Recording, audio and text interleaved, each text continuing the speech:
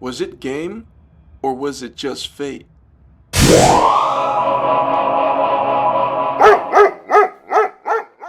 I was walking out of a dingy pub when I saw her.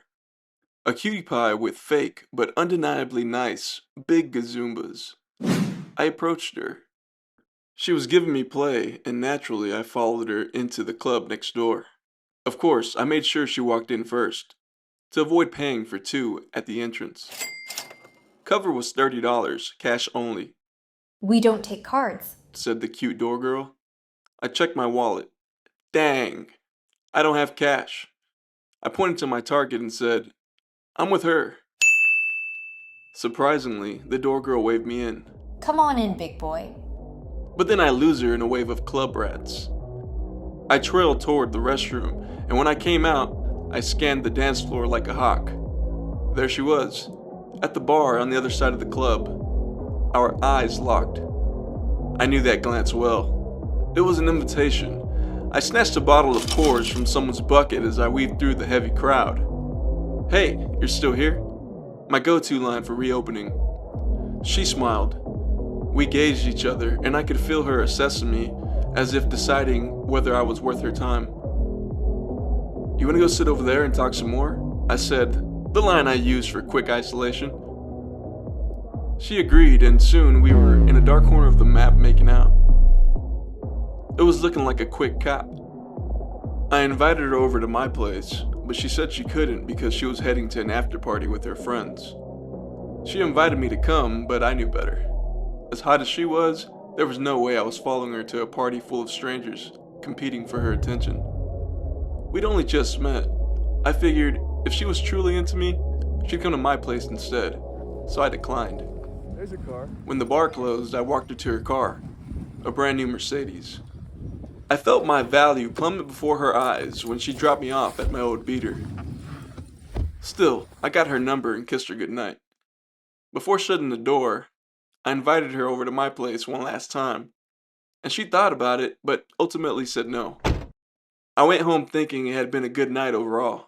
I tongued down a hot chick, scored her number, and got a few more I could work with. Not bad. I was already out of my party clothes and in bed, about to tear through the last sleeve of Oreos when my phone buzzed. It's Anna. 2590 Apple Drive is where I live if you want to keep it going tonight. Followed by, let me know so I can decide whether or not to go to this after. Wasn't expecting that. I got my happy ass out of bed and plugged the address into my GPS app. It read 20 minutes, but it only took 15 for me to get there. She was at the door waiting for me, wearing just a small t-shirt and panties. My third leg ran marathons. It was incredible. Afterward, we lay tangled in her bed, and I watched as she dozed off, her breathing slow and steady. I felt a strange sense of luck, realizing how effortlessly a girl could change her mind. Just like that. All it took was a snap of her fingers, and like a dirty dog, I was at her door. That's when the thought hit me like a punch in the gut. Was she the pimp, and I the whore? As much as I pride myself on my game, I couldn't ignore how much of this was beyond my control. Had I not stepped out of the bar at the exact moment I did, if it weren't for her sudden change of heart, or even the Versace cologne I'd chosen that night, without that precise series of events, would I even be here right now? It all felt like part of some algorithm. I wondered if her fake breast had been programmed into the equation as well.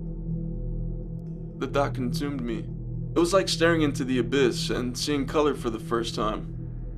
I was lost in it. And yet, despite the randomness, I felt something deeply human that night. Maybe it was the way she laughed at my jokes, or the way I genuinely liked how her nose crinkled when she smiled that made it feel real. Maybe we were both just searching for something real, fleeting as it was.